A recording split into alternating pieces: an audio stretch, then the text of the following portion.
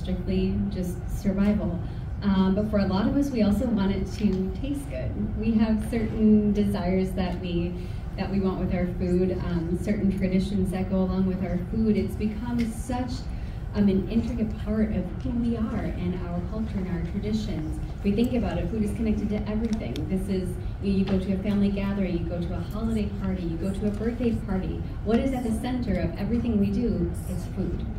So this is why it's so important to have this conversation about food and the future of our planet in regards to the food choices that we make. So we are going to start here with Genesis and talking about food. I'm going to hand this to you for just a second. My page here. Thank you. Thank you, dear. All right. So Genesis Butler, so she is the founder of Youth Climate Save. So if you haven't already, please go ahead and follow them on social media. So we're going to talk to you about the why. And actually, I have you two in the wrong order, but that's okay. Well, so visually, they're going to be answering the questions like this, over there, and then back here. Totally fine though. All right, so while it is valuable to celebrate the various ways people put environmentalism into action, you stated that animal agriculture is the biggest threat to the future of our planet. Youth Climate Save teaches young people, and the rest of us quite frankly, about this connection between animal agriculture and the environment while educating youth to be good stewards of the earth. Please share with us the correlation between animal agriculture and climate change and why we must raise awareness about how our food choices impacts the planet, the animals, and humanity. So first, how they're related to each other.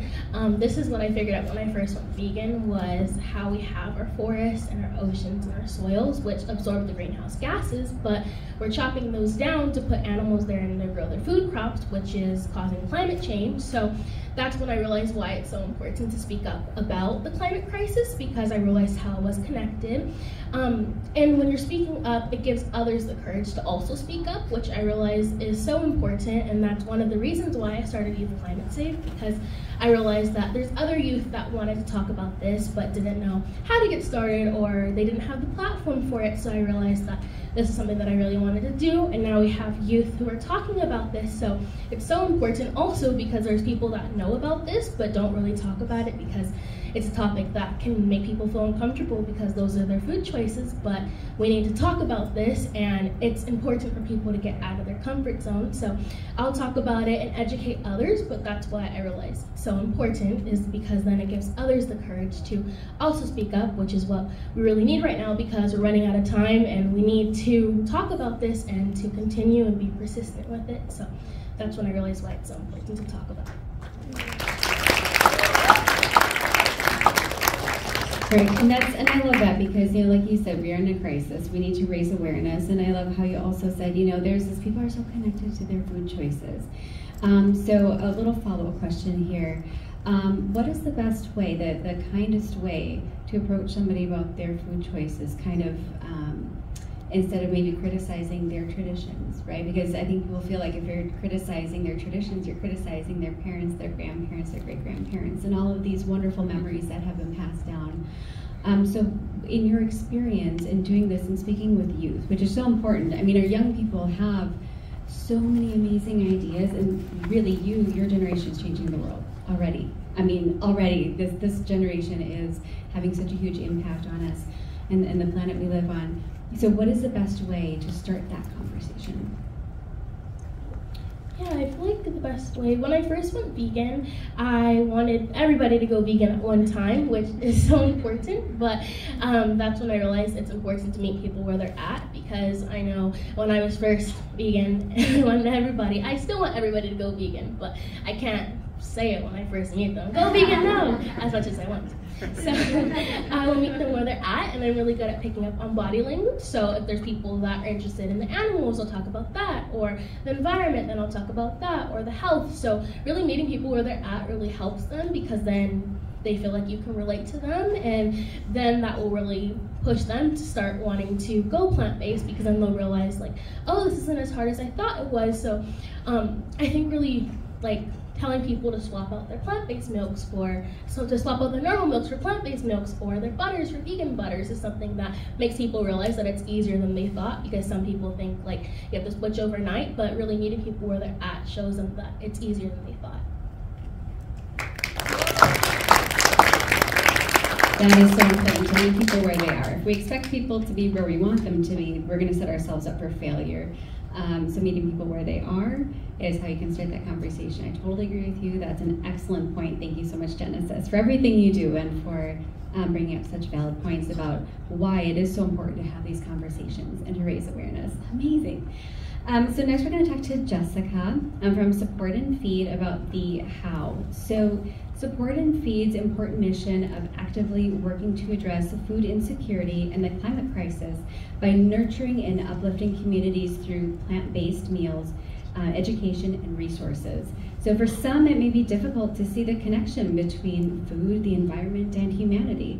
Please share with us how this impacts people one meal at a time, the changes you've seen firsthand in communities around the United States and the rest of the world.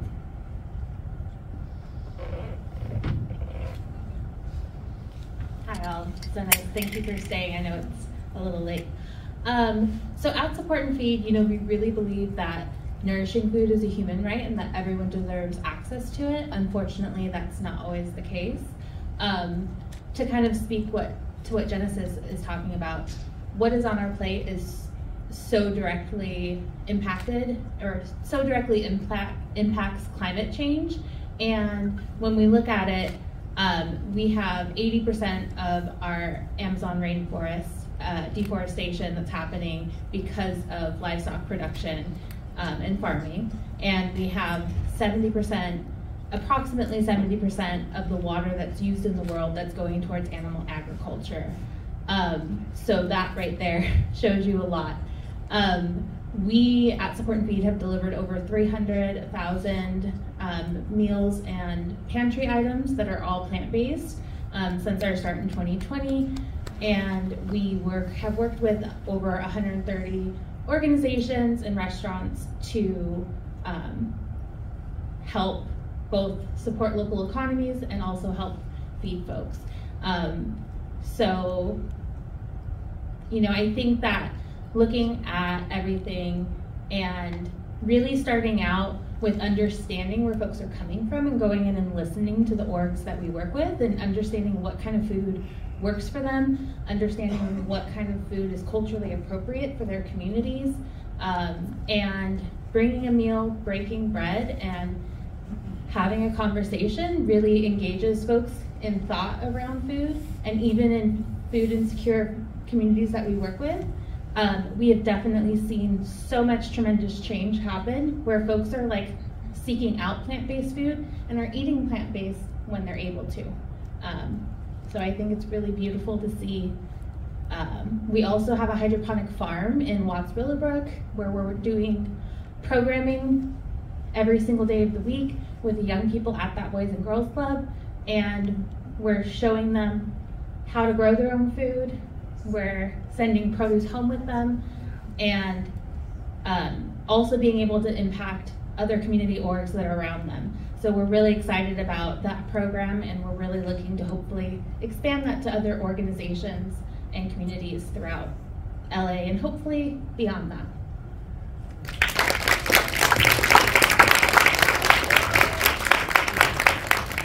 That's wonderful. And what my only follow-up for you is really short. It sounds to me like one of the biggest impacts that you're having on communities is empowerment. You are empowering people to make their own choices based on nutrition and encouraging availability, like you said, of healthy produce, of healthy food for people, because this really is, it is about the animals, it is about the environment, it's also about humanity. And so this is huge. If we're not taking care of people, there's no way that we're going to be able to have the impact we want for the animals and for the environment. So that is huge.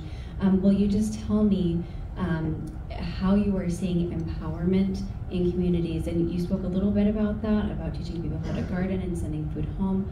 What are the differences you're seeing from those programs? Yeah, I just want to share real quick, I think it's always interesting because we all tend to kind of operate in our own worlds, and I went to New Orleans to check in on some of our orgs and restaurants that we work with, and I learned that there was after the hurricanes, the grocery stores had been completely destroyed, and a really high-end grocery store had popped up in the middle of a neighborhood that can't afford that grocery store and doesn't have transportation to really go to another grocery store. So I think, at Support and Feed, we really believe in increasing access to communities that don't have access to nourishing food, and by treating and bringing food in that helps empower people and having those educational touch points that allow them to just even understand who is this org and why are they bringing me these plant-based meals, what is this?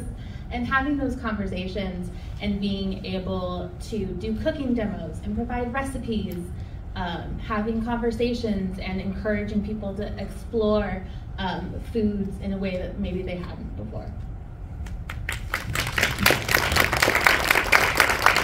Thank you, that is so amazing. I love this idea of empowerment. Telling people what to do rarely works. I think we've all been there. I don't think anybody changes because they're told they have to. When you empower people and inspire people and educate people and give them the resources and tools they need, they're choosing, it resonates with them, they're choosing, and then that's going to be sustainable change. So thank you so much for everything you do with Support and Feed, and truly making a difference in the world. Yeah, absolutely. And up next we have TK Pillan from Veggie Grill, founder of Veggie Grill, and this is the what. So this is kind of the fun part for all of you, right? Because it is fun and exciting to hear about these other things, but this is what can I do, and what has been done. And this is something that you could all do, literally, I don't think they're open still. You can do it tomorrow, because they're closed. There might be some cookies back there, I don't know. So, no, they're gone. They're probably gone, because they're delicious. And by the way, everything that we have here today is plant-based and sustainable. So everything here, rest assured, is something that you can be proud of, really having that positive impact on the world around you. So Veggie Girl's inspiration is to make a positive impact one plate at a time by meeting people where they are, making plant-based food easy, accessible to anyone, and of course delicious, because we all want it to taste good, right? So your focus on changing American food culture for the better for people, better for the animals, and better for the planet, is a gentle way to truly make a difference. Please share with us what differences you've seen since the start of Veggie Girl in 2006 and what the future of ethical, sustainable food looks like. All right, well, thanks. So it's great to see everybody here and so many people who care about our future.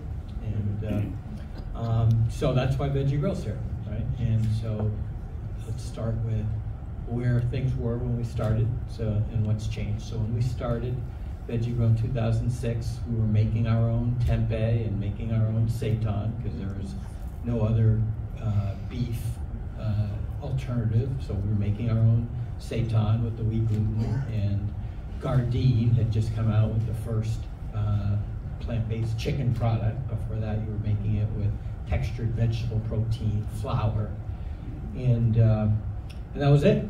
That's all we had. There was no cheese, right? That we thought, that we could really use in a scalable way that would melt and give people that kind of experience. So we didn't want to, when we started Veggie Grill, we said, hey, it is about changing food culture, right? Because as we've talked about, food and culture go together, right? And American culture revolves a lot around meat and dairy. And so we set out to show people that they can enjoy their favorite foods, sandwiches, burgers, without meat and dairy. And And then, of course, we had the salads and bowls, because we want to make sure there's a certain group of people who eat vegetarian, vegan, plant-based for health, so we want to make sure we could satisfy that group. But we wanted to make sure we could get the group that thought they could not enjoy themselves and satisfy themselves without eating meat and dairy.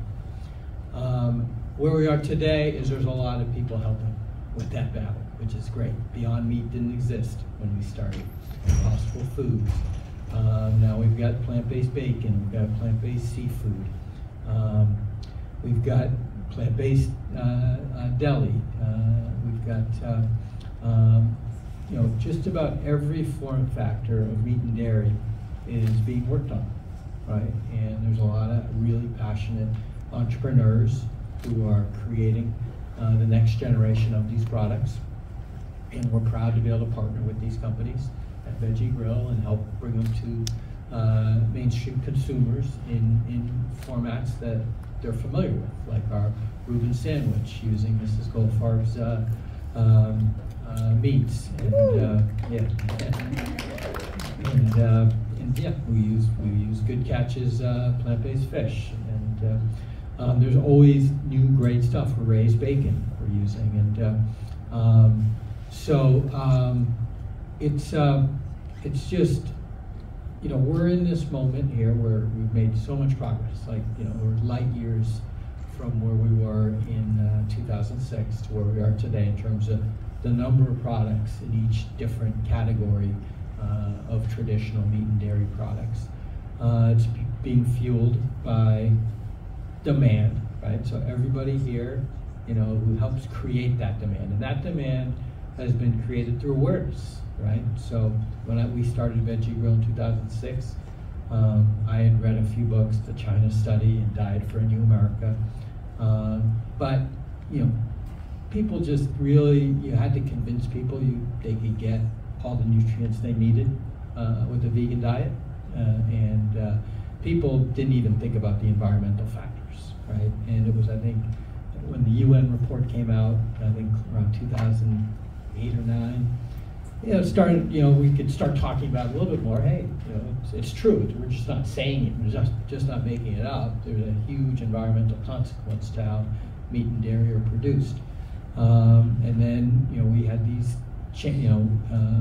these different forms of media that we talked about earlier that raised awareness, right? Sean's here from Earthlings. They were one of the pioneers, but then along came Forks Over Knives, and then Game Changers, and Food Inc. And each of these, we could see at Veggie Grill, would create a step change of new consumers who watch these documentaries. Said, Rob, I watched a documentary and I started eating plant-based. And you know, I think we talked about, hey, we can't all solve the problem, make everybody go plant-based overnight, but everybody here can help, right? And everybody here has helped and can continue to help by not telling people what to do, but showing people how delicious and enjoyable plant-based food can be, right? And then there's other people who, as Genesis mentioned, you know, different people have different goals. Hey, you love animals. Well, guess what? You can have this delicious food and not kill animals. You have high blood pressure and heart disease. Guess what? You can cut down your chance of, you can reduce your cholesterol and greatly reduce your chance of heart disease and cancer with eating plant-based. And you care about the environment. Well, obviously, the single most impactful thing you could do to help the environment every day is eat plant-based as much as possible, right? So all these things, we've changed a lot. Like these things you couldn't really tell people in 2006 and they would believe it, right? Where today they believe it, but we're now in a fight. I was talking to Sean earlier and a few other people. We're in this, you know, it's become so, we've come so far that now the meat industry is really fighting back, right? And they're doing a great job trying to convince people, you know, plant-based meat, it's just processed, high in sodium, not good for you, right? And so now hopefully we can start fighting back and get people to realize, well, guess what? It's better for you than a regular burger. If you want the satisfaction of a great burger, eat eat a Beyond Burger, eat an Impossible Burger, have a plant-based burger. If you want to eat healthy, then go ahead. Eat tofu, tempeh, lentils, beans, nuts, seeds. Obviously kale, spinach, right? But we've got to get that message out there that, hey, there's different, we just need to keep this momentum going, right? And then the next wave that's happening is cultivated meat and all these other new technologies that can actually, hopefully, we know plant-based can solve a lot of problems, right? And it has, but hopefully we'll take it to that next level with these other forms of taking animals out of the supply chain, right? And out of the food supply chain and make it more humane, more sustainable, and people can choose if they want to eat healthy or not, right? That's personal choice, but hopefully we can all decide that, hey, we want to do things that are sustainable and humane.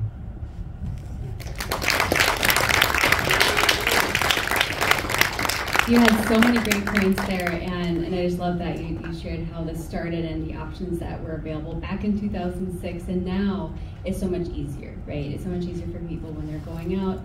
A lot of restaurants, whether they are completely plant-based or not, do have those plant-based options, which is amazing. What I love about Veggie Grill is that it's 100% plant-based, and you have options for people who have various food allergies as well. So you're very aware of that, which is fantastic.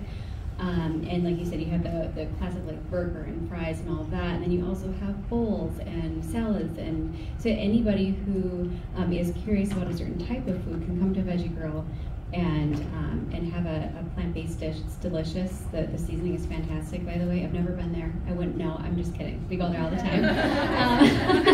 Speaking from experience, right? So tell us just very quickly, because I know that we are running a little bit late. TK, what do you see in the future for Veggie Grill? Possible, expansions. What do you see happening to make this global? Possibly. I'm projecting. What do you see? I'm thinking it should be global, but what do you see for the future of Veggie Grill? Yeah, I'd say one of the exciting pieces of where we are today is we started here in LA. Obviously, we're at ground zero for vegan restaurants and plant-based eating, or what's called progressive eating, right? And now, this awareness has grown to all major metros, right? And all major metros don't have the types of choices we have here, right? They're really where LA was when we started Veggie Grill back in 2006. And so we're really excited about, hey, we have the formula to bring it to all these other markets. To do that quickly, as quickly as we would like, we need to do it with franchise partners. And what's also great is there's a lot of passionate, skilled restaurateurs who now want to do plant-based restaurants. But restaurants are hard, right? They're really, really hard. We've had close a few, right? Because you can't, these locations change. COVID had a big impact, but we could take a lot of the risk out of the equation for these really passionate, skilled restaurant operators in Denver, Austin, Dallas, Houston, Miami, Atlanta. These are all great markets that are ready for delicious, convenient, plant-based food, and that's what we do. And we have a formula for how to do it. And now we're ready to expand that. So that's the future. We need one in Minneapolis, where I'm from, because we have, I think, 3 plant-based restaurants in the Minneapolis-St. Paul area. So I think we definitely need a Veggie Grill. One on the Minneapolis side, one on the St. Paul side. All right, that is fantastic. Thank you so much for sharing that journey. And I think it shows, too, that with tenacity and really sticking true to your passion and authenticity, you can grow something, just a small idea, into something huge and something super impactful for the world. So thank you for sharing that, TK. And all of you have been so inspiring. And again, I know we're running late, so briefly, like one sentence, not like a run-on sentence. One sentence, what is the one thing our audience can do, something actionable they can take away from this conversation to do today, or since it's like after 10 o'clock, maybe they can start tomorrow. One actionable item. Genesis, are you ready? Okay. One actionable item that people can do, I would say, is any form of activism is education. So educating others is one form of activism that you can do, and you can start by doing this today, tomorrow, by going to the grocery store and educating others or educating your friends and your family.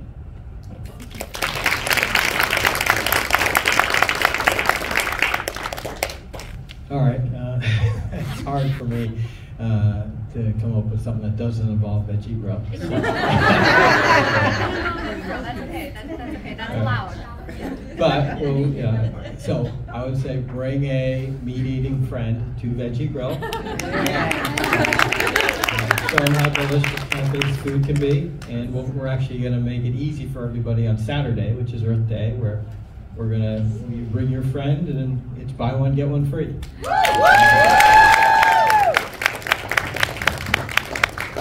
Great Minneapolis restaurant recommendations for you, so let's talk after.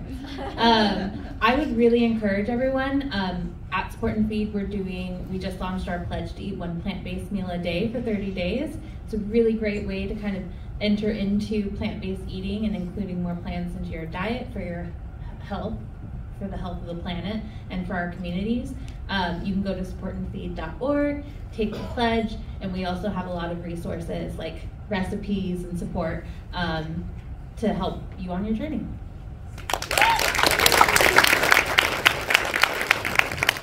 Thank you all so much for being up here, and thank you all for sticking around. I know that we went a little bit over and it is very late. So thank you for all the inspiring work you do, and please follow them on social media. So we've got Support and Feed, we have Veggie Grill, we have Youth Climate Save.